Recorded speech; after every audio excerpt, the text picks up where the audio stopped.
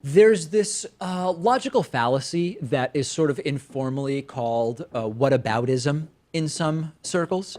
And Donald Trump, when interviewed on Fox News on Air Force One, coming back from the Singapore summit with Kim Jong-un, was asked by Bret Baier about how he can say all these nice things about Kim Jong-un, despite the fact that he is a brutal dictator, that there are murders, forced starvation, all sorts of human rights and other abuses.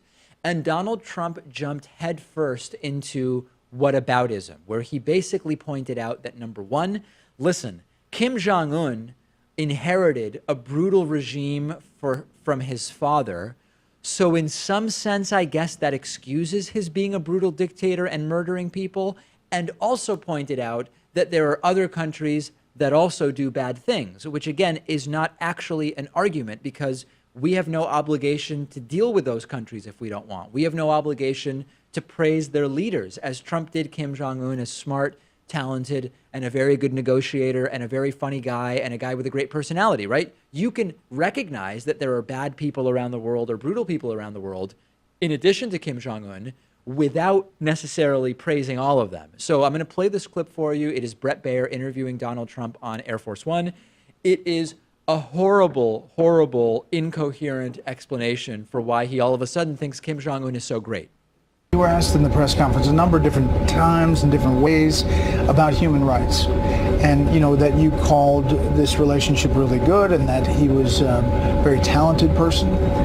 You call people sometimes killers. He is a killer. I mean, he's clearly executing people. He's a tough guy. Hey, when you take over a country, tough country, with tough people, and you take it over from your father, I don't care who you are, what you are, how much of an advantage you have. If you can do that at 27 years old, that's 1 in 10,000 that could do that. So he's a very smart guy. He's a great negotiator.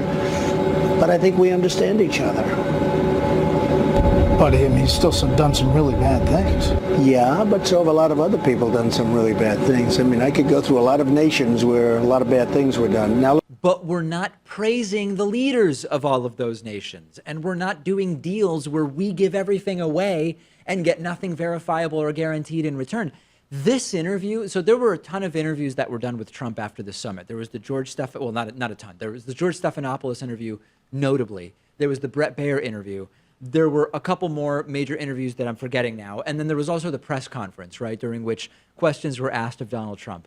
This 55-second clip with Bret Baier is actually the most disturbing in exposing what Donald Trump's mentality here is, which seems to be a sort of self-rationalizing based on bad things have happened in the world before, and thus we shouldn't be at all worried that I handed over to a brutal, brutal dictator a whole bunch of stuff that he wanted, and by the way, came up with proactive praise of him.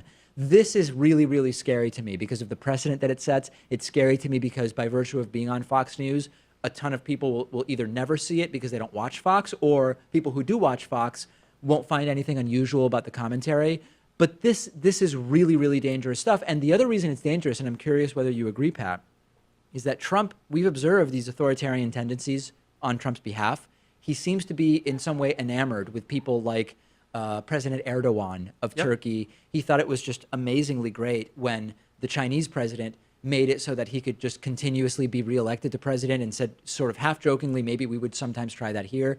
Trump thinking that these brutal dictators are really great people and smart and great negotiators is very scary to us. And I think that we should all be very afraid of what is going on here. Yeah, Rodrigo Duterte, Vladimir Putin, he'll praise dictators, but if you're a democratically elected leader, you won't necessarily get that praise. And I also love how he was able to compliment himself within that comment too, right? Of course, well, yes. Like Kim Jong-un was 27 years old, took over for his father, and went on to lead a country. Kind of sounds like Trump, right? He took over for his father at the Trump Organization and turned that into such a beautiful business. Turned it into a beautiful business, and it is the business of the presidency at this point for Donald Trump. 1 in 10,000. Absolutely disgusting what we are seeing from Trump, and I wish that some on the right would say, I want to get along with other countries. I am still a Republican, but this can't be allowed. This can't be allowed because it signals a dangerous retreat into horrible ideologies. We have a fantastic program for you today. I'm really glad you're here with us on the Friday show. We will take some calls. We will review a great interview from the archives. We will answer some audience questions and much, much more.